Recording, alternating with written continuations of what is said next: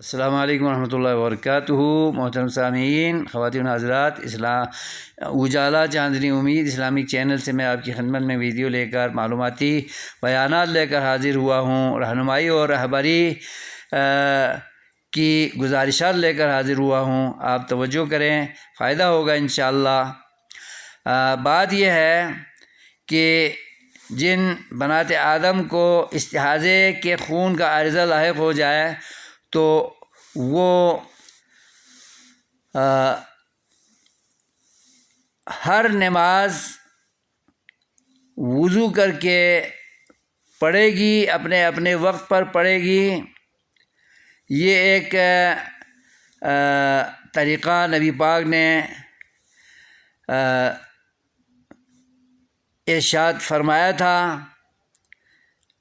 اس خاتون کو بالخصوص جس کا ذکر ہے کہ اسے استحاضے کا خون لاحق رہا، تو نمازیں پڑھنے کا طور طریقہ آپ نے جو بتایا تھا، دو طریقے، ان میں سے ایک یہ ہے کہ ہر نماز وضو کر کے اپنے اپنے وقت پر پڑھے گی، اور دوسرا طریقہ یہ ہے کہ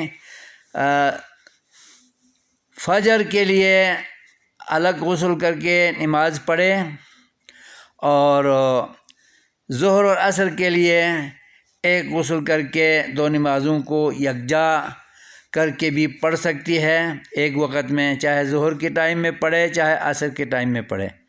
اور مغرب عشاء کے لیے ایک غسل کرنا ہے، اور دونوں نمازوں کو یکجا کر کے ایک ٹائم میں، چاہے مغرب کے ٹائم میں عشاء بھی پڑھ لے یا مغرب کو لیٹ کر کے عشاء کے ٹائم میں پڑھے۔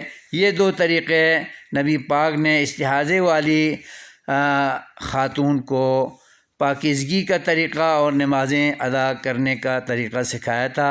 تو یہ طریقے بہت بہتر طریقے ہیں، اور ان دونوں میں جس میں غسل رکھا گیا ہے اس کو افضل قرار دیا ہے، کیونکہ 3 غسل 5 نمازوں کے لیے مجموعی طور پر کیا جاتا ہے، تو اس کو بہتر قرار دیا گیا ہے۔ اگرچہ صرف وضو سے اپنے اپنے وقت پر پڑھی جانے والی نمازوں کو اور طریقے کو آسان طریقہ جانا گیا ہے، استحاضے والی خاتون کی اپنی مرضی ہے ان دو طریقوں میں سے کسی بھی طریقے پر عمل پیرا ہو کر اپنے دینی مسائل سے گزریں اور اللہ رسول کی اطاعت ان دو طریقوں کی روشنی میں کر سکتی ہیں۔ اللہ ہمیں سمجھ دے، آمین۔ صلی اللہ علی النبی وآلہ وصحبہ وازواجہ واتباعہ اجمعین برحمتک یا ارحم الراحمین۔